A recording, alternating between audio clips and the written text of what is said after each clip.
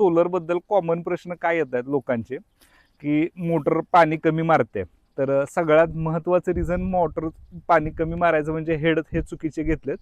Head चुकीचे का घेतलेत? सपोज तुम्ही बोरमध्ये किंवा विहिरीमध्ये मोटर सोडलेली आहे, तर मोटरची पाईप आणि केबल जास्त मिळावी म्हणून जर तुमचा हेड कमी असेल तरी लोकांनी तो जास्त सांगितलाय, की फक्त बाबा आपल्याला त्याची पाईप आणि केबल जास्त मिळावी. पण यामुळं नुकसान काय होतंय, की तुमचा जो सोलरचा पंप आहे हा तुम्हाला जसा हवा तसा परफॉर्मन्स देत नाही. हेडचं शेतकरी मित्रांनो नमस्कार, काईट हायटेक पंढरपूरमध्ये आपलं स्वागत आहे. तर आज आपण इथं सोलरचं ड्राईव्ह इन्स्टॉलेशनसाठी आलेलो धाराशिव जिल्ह्यामध्ये, परांडा तालुक्यामध्ये. काय नाव आहे गावाचं?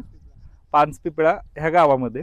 तर आपण इथे ड्राईव्हचं इन्स्टॉलेशन केलंय, त्याची माहिती मी तुम्हाला नंतर देतो. पण सोलर बद्दल कॉमन प्रश्न काय येत आहेत लोकांचे, की मोटर पाणी कमी मारते. तर सगळ्यात महत्त्वाचं रिझन मोटर पाणी कमी मारायचं म्हणजे हेड हे चुकीचे घेतलेत.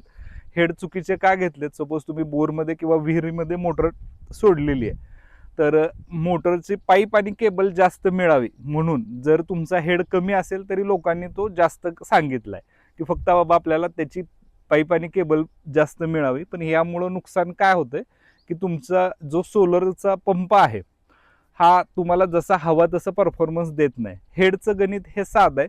तुम्ही कुठल्याही कंपनीचं जर मॅन्युअल बघितलं तर त्याच्यामध्ये HP हे फिक्स आहे. म्हणजे 5 HP ची मोटर आहे धरून चाला. आता ती 5 HP म्हणजे तिची पॉवर कमी आहे. HP म्हणजे हॉर्स पॉवर. हे एक गणित आहे, आपण त्या मोटरची पॉवर मोजायचं. तर हे गणित आपलं फिक्स आहे, म्हणजे ती मोटरची ताकद ही सेम आहे.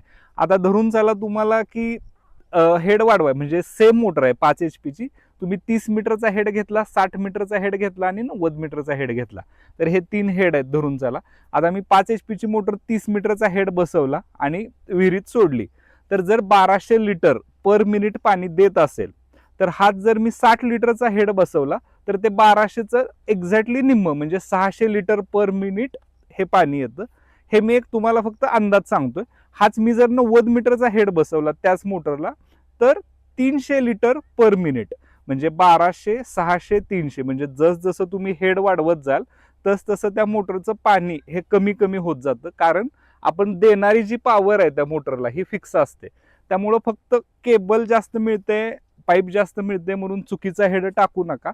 आता बऱ्याच शेतकऱ्यांचे फोन काय येत आहेत, की हेड चुकलाय, म्हणजे त्यांनी आता घेतलाय, पाणी म्हणावंसं येत नाही, तर त्यांना हेड बदलायचा आहे. तर हेड हा तुम्ही जुना काढून नवीन बदलू शकता. हेडच्या किमती ज्या वगैरे आहेत ते सांगू शकतो.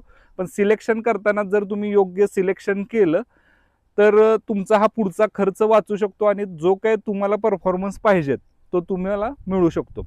दुसरी बरेच शेतकरी चूक करतायत, की जी काय सोलरची मोटर आहे आणि बोरची हाईट आहे, तर तुमचं बोरमध्ये गाळ कुठं आहे हे तुम्हाला माहीत पाहिजे. जर मोटर गाळात फसली गेली तर 100% मोटर ही जळते, मोटर जळते किंवा पंपामध्ये घाण अडकते. तर यावेळेस ज्या आता कंपन्यांनी जरी 5 वर्ष तुम्हाला सर्व्हिस दिली, तर बऱ्याच जणांचं हे म्हणणं आहे की 1-1 महिने 2-2 महिने तो प्रॉब्लेम सॉल्व्ह होत नाही, वेळ लागतोय. तर आता तुम्हाला माहिती आहे की आपल्या लिस्ट झालेल्या कंपन्या टोटल किती आहेत, त्यातले किती जणांचं इन्फ्रास्ट्रक्चर तुम्हाला माहिती आहे किंवा त्या कंपन्या किती तुम्हाला माहिती आहेत हे बघा. ह्या सगळ्या नवीन कंपन्या आहेत की ज्या टेंडर भरून एकाच कुठल्या तरी गुजरातच्या म्हणजे कंपनीकडनं बनवलेलं सामान ते आणून बसवत आहेत. त्यामुळे सर्व्हिसला जर तुम्हाला लेट होत असेल तर त्या मोटरचं नेचर कसं आहे, आणि पंप हा तर कॉमन आहे, फक्त DC पंप जे आहेत मोटरचे त्याचं नेचर थोडंसं वेगळं आहे. आपले नॉर्मल पंप त्याला मॅच होत नाहीयेत, त्याचे वेगळे पंप अवेलेबल आहेत, आपल्याकडे पण आहेत किंवा बऱ्याच ठिकाणी आहेत. तुम्हाला जिथं योग्य वाटतंय तिथं तुम्ही पंप चेंज करू शकता. दुसरी गोष्ट आली मोटरची. मोटर जर जळली तर तुम्ही काय करू शकता, तर एक गोष्ट काय आहे बाबा, की मोटर जळली तर त्या मोटरचा जो रोटर आहे हा परमनंट मॅग्नेटचा रोटर आहे. म्हणजे त्या रोटरवर परमनंट मॅग्नेट त्यांनी फिक्स केलेले आहेत, त्यामुळे तुम्हाला रोटरला काहीही धक्का लावता येत नाही. साधारणतः स्टँडर्ड डिझाईन जे सगळ्या कंपन्यांचं आहे ते 8 स्लॉट आहेत, म्हणजे त्या रोटरवर 8 स्लॉट आहेत की ज्याच्यावर परमनंट मॅग्नेट त्यांनी बसवलेत, नॉर्थ साऊथ म्हणजे जे काही मॅग्नेट असतात, आणि 12 स्लॉटचं वाइंडिंग आहे. जर तुमच्या गावात कोणताही हुशार मिस्त्री असेल तर त्याला ते दाखवा आणि त्याला ते एक्झॅक्ट गेज आणि डिझाईन कॉपी करायला सांगा. 12 स्लॉटमध्ये 3 फेजचंच वाइंडिंग असतंय, त्या प्रकारेच वाइंडिंग असतंय. जरी मोटर DC असली तरी वाइंडिंग हे 3 फेजच्या टाईपमध्ये येतं. काही मोटरांना हे हॉल सेन्सर असतात साईडला, जर ते सेन्सर असतील तर ते तसेच राहू द्या. रिवाइंडिंग करताना त्याला धक्का लागू देऊ नका. तसंच तुमच्या फिटरला पण सांगा, कारण ते सेन्सर डाटा कलेक्ट करतायत की तुमचं मॅग्नेटिक फील्ड बरोबर फिरतंय का नाही, आणि त्याप्रमाणे त्या ड्राईव्हला देतात. जर तुम्ही गोष्टी नीट काळजी घेतल्या तर तुम्ही घरच्या घरी रिपेअर करू शकता ती मोटर, म्हणजे आपल्या जवळपास. नसेल तर तुम्हाला जे काय स्टँडर्ड त्याचं कोण काम करतंय त्याच्याकडे जाऊनच त्या गोष्टी करायला पाहिजेत. सेन्सर असेल तर जास्त काळजी घेतली पाहिजे. सेन्सर नसेल तर नॉर्मल रिवाइंडिंग व्यवस्थित करून जसं आधी होतं त्याप्रमाणे तुम्ही खोल फिटिंग करून मोटर सोडू शकता. पण मोटर सोलरची घेताना हेड काळजीपूर्वक घ्या, कंपनी काळजीपूर्वक निवडा, सर्व्हिस आहे का बघा. दुसरा प्रश्न की हा कंट्रोलर, आता बऱ्याच कंपन्यांचा हा कंट्रोलर आहे की पाण्यामध्ये भिजला जातोय, हे बटन खराब होतंय, तर हे बटन सुद्धा बदलणं अवघड पडतंय. हे बटन पण तुम्ही इझिली बदलू शकता. त्या बटनामध्ये जर पाणी गेलं तर कॉन्टॅक्ट होत नाही आणि ऑन ऑफ होत नाही. मोबाईलवर जर चालू बंद होत नसेल तर तुम्ही मोबाईलवरून ज्याची त्याची माहिती घ्या, त्याप्रमाणे आहे. प्रत्येक ड्राईव्हला मोबाईल हे कंपल्सरी दिलेलं आहे फंक्शन. त्यानंतर ह्याच्या आतमध्ये एक PCB येतो. जर काही इलेक्ट्रॉनिक फॉल्ट झाला, म्हणजे तुमचं बाबा त्यामध्ये मोटरचं व्होल्टेज एम्पियर मिसमॅच होतंय, मोटर जळायची काय रिस्क आहे, किंवा तो बोर्ड नीट काम करत नाही, तर तो पूर्ण अख्खा आतला PCB बोर्ड तुम्हाला आमच्याकडे मिळेल.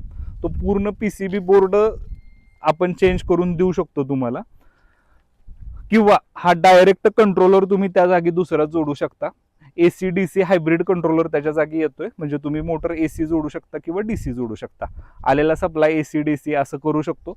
शक्यतो ज्या कंपनीची इन्स्टॉल झालेला आहे त्या कंपनीकडनंच ते काम करून घ्या.